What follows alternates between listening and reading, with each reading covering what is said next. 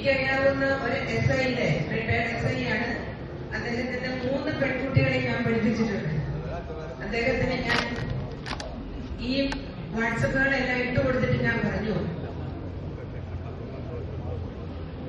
ഇത് ഈ ഡ്യൂട്ടി ചെയ്യുന്നത് നിങ്ങളുടെ കർത്തവ്യമാണെങ്കിലും അച്ഛന്മാരോട് ഇത്രയും വേണ്ടായിരുന്നു, നിങ്ങളുടെ കുടുംബം ഇത് അനുഭവിക്കേണ്ടി വരും എന്ന്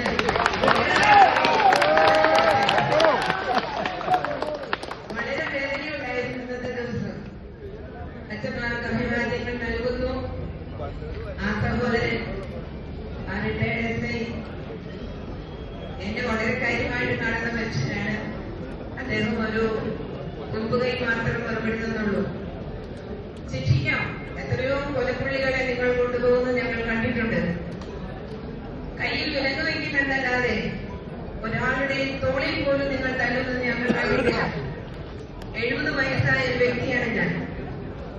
എന്റെ അനുഭവത്തിന് പലതും കാണുകയും കേൾക്കുകയും ചെയ്തിട്ടുണ്ട്. വളരെ വേദനയുണ്ടായി. അത്രയും വേണമായിരുന്നോ എന്ന് ഇന്ന് കിടക്കുന്നതിന് മുമ്പ് പോലീസ് മേധാവികൾ ചിന്തിക്കുന്നത് നല്ലതാണ് എന്ന്